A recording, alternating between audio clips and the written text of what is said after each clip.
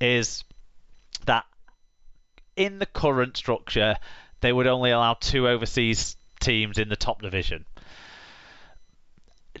I get a weird feeling that Toulouse think that they'll get a Category A license and be in that top division come 2025. Did anyone else kind of get that feeling? I can't say I thought that. No. No, it didn't strike me particularly. No, I don't think that's what will happen, but I think Toulouse think that's what will happen. They're reading a maximum of 2 as like, oh, there's only 2, so it must include us.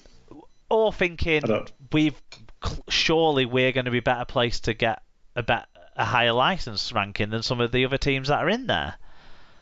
I mean, my overall takeaway with that was that I'm not sure that teams necessarily who might consider themselves A might be slightly disappointed when they come to actually considering the actual rankings. Yeah, it'd be interesting to find out the criteria. The other part of that overseas announcement was that they'd have to contribute towards the travel costs unless any new commercial revenues can be generated from the nations that they're based in, so France, because there's no one looking to get into the league at the moment outside of France, I don't think, in the current climate. Pay the travel costs and that sort of stuff. And I think, as much as I don't necessarily like how that applies to Catalans and Toulouse, with them being established in our league structure for so long now, it's a barrier, but a reasonable one in a way for me, to stop people trying to do what David Argyle did with Toronto and kind of come into the competition with a dream rather than a plan. Yeah. Yeah, probably. David Hunter, listener of the year, gets to round off our predictions revisited. He said, Catalans to make the grand final again, but lose to Warrington. So there was somebody who had your sort of Warrington delusion. Yeah, but I made it as a serious prediction. He made it as a say what. Fair enough. But which part of it was this say what? I think all of it was, but certainly the lose to Warrington part was the main say what, I think. But but although David's a Warrington fan, isn't he, in UK guys? So maybe he did. Maybe it was the Catalans part that was the say what. But I think that's one of the things we have to always enjoy, isn't it? Is the say what's being, half of them being about Warrington, loads of them were about Daryl Powell getting sacked. So yeah, there we go. It's always fun to have a little look back, though, at what we guessed at the start of the year. Just one thing left to do is to say goodbye. So we'll have a quick musical break, and then we will wrap up the show.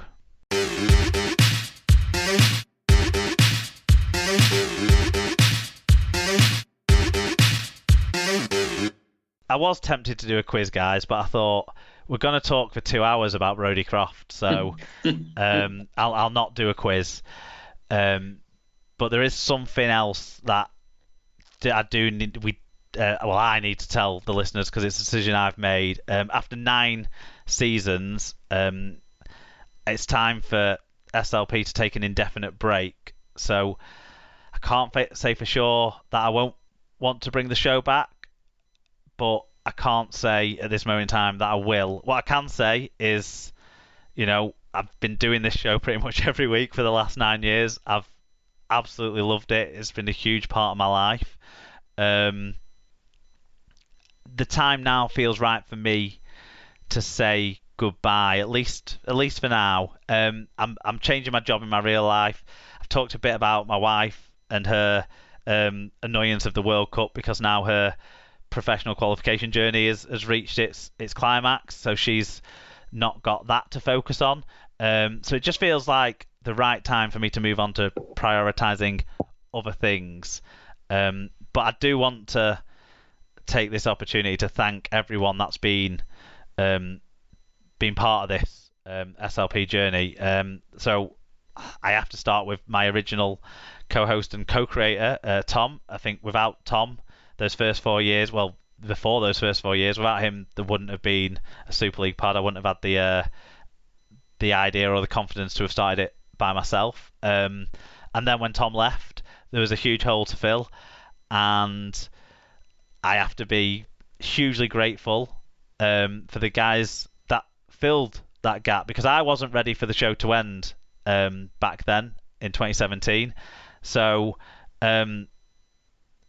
Alan, David, Sarah and Tim, thank you guys all for being part of the show and for helping keeping the show going, but for as much as anything else as well, for your friendship. I mean, the actual Tuesday nights, previously Monday nights, the long Skype calls, the dealing with the crappy reception, the catching up at the start, the putting world to right at the end, that's what I'm going to miss absolutely the most from doing this show. So I just want to make sure you guys realise how appreciated you are, how much I regard and respect your friendship and the time and the support and everything you've put into being part of the Super League pod. So thank you very much, guys. Well, yeah. I mean, you're very welcome, Mark. But to be quite honest, it's been a privilege to take part. Great opportunity to chat with knowledgeable people about rugby league, and I'll miss it. I'm sure once when England win the World Cup, you'll want to do a special show. I'm pretty bloody certain of that. But I mean, the greatest thing of all has been meeting all the people that have been in and around the show, and I do hope we all manage to stay in touch with each other, because I feel like I'm part of a much richer, wider rugby league family now than I've ever been, and that's down to you, Mark. So I really owe you a debt of thanks for what you've done, and I'll certainly miss the show. Yeah. So just while you were talking there, I was just thinking back about sort of my SLP journey, and it was my brother-in-law Owen who first told me about the show, and I remember sending in a few match reports and being a bit nervous that you might laugh at what I said or tear it to shreds or anything else, and you didn't. And then I met you guys. I think I met Mark at Warrington away. When I learned about Try-Time Sweets. Yeah, you had the privilege of Try-Time Sweets. And Joshua was so small. I mean, he's not much bigger now, but he was so small back then. Yeah, and like David said, this community has been amazing. Like the way you've all adopted Joshua, you're great with him. Everyone takes the time to speak to him and to me, and that really means a lot, because he is small and can be loud and annoying, but she means me. No, but and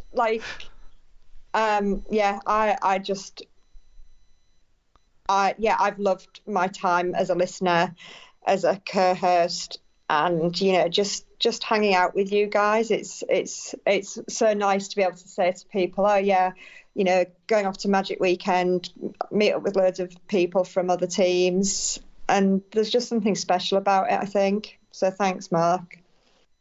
Oh, thank you. I can't disagree with any of that, obviously.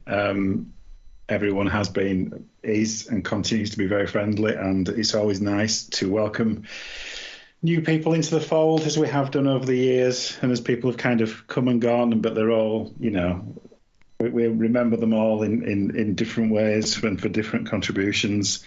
At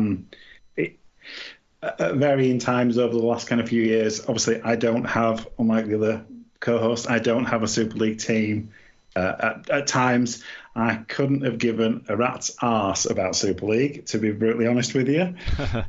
But it's the quality of the kind of chats and the conversations and basically the kind of camaraderie of presenting the show has kind of made me keep coming back to it. To be frank with you, so yeah, it's been fantastic. Putting the world to right, as Mark quite rightly says after the call.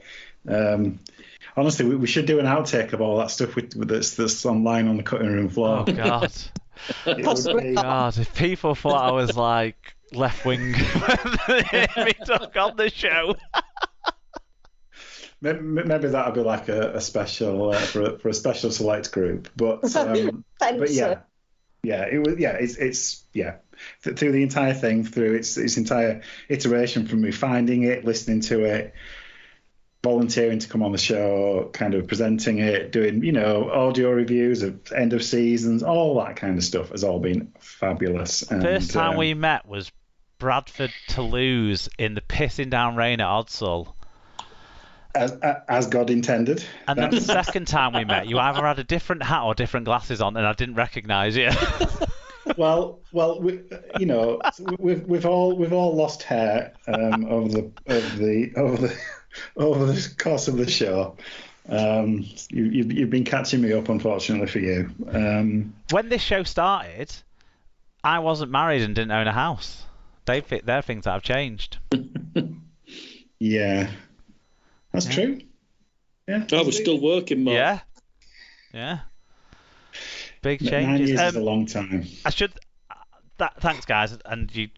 I'm trying not to cry. I should thank some other people. I should thank Dom because he helped us a lot with technical and occasionally moral support as well. I have to say, there's been times where recordings have gone weird, and I've messaged him at like 12 o'clock on a Monday or Tuesday night saying, what do I do? And he'll talk me through, download this thing, put it onto this web page, do it that way. So absolutely. Thanks to Dom. Mark, who designed the logo. I mean, Emma did design an earlier logo that was very good, but Mark's logo was another level of professionalism, and his artwork and his graphic design stuff, I think, is brilliant, and he's very good technically as well. He helped us out with the automatic posts, and I'm not saying that it's one of the reasons why I'm stopping the show, but when I found out it was going to cost me £7 a month to do all the automated posts that we do each week, that did help the decision. Fatboy Rob for his support with his sponsorship of the show for a number of years, that's been massive. Rich Wilkinson as well, the music that you hear, he did that for a few years. He did different music for us each year, and then I just like these ones that we have now so much that we've had those for the last 3 years, I think. So thanks to those guys. All the other occasional guest hosts we've had, everyone who's ever voted in any of our polls, everyone who's ever sent in a match review, everyone who's ever listened to an episode. I know there's some people who will have listened to all of the 400 plus episodes across all formats. We've had 361 SLP shows. We've had 60 something, I think, SLP shorts. The very short run SLP Debate Club, but they were good episodes back in the day. I don't have enough money to pay for hosting to have all of those episodes up, but you might find them buried away on YouTube somewhere. But yeah, the limited runs of merchandise we did, that's what's written down next. Anyone who bought that, anyone who's bought me a beer, do you know one of the best days I ever had from this podcast was when that box of beers arrived in 2000 and I think around Christmas time 2016. Yeah, absolutely hugely appreciated from the listeners, that one was. So thanks for all of that. It genuinely meant so much to me, and it's been really hard decision to make, and like I say, I can't say that I won't be messaging you guys at some point in the future saying, shall we just do a show about that? Shall we just do a show about this? But when I didn't feel like doing a special about IMG, I knew I'd made my decision, if I'm honest. But one thing that I want to say is please do move on to support, if you don't already listen to the other great Rugby League podcasts that are out there. Keep supporting the Rugby League media. Keep supporting Rugby League, because we all still will. And look, with the plans, we might not get to do this very often. So next year, we'll see you all at Rosie's. after the last game on the Saturday on Magic Weekend.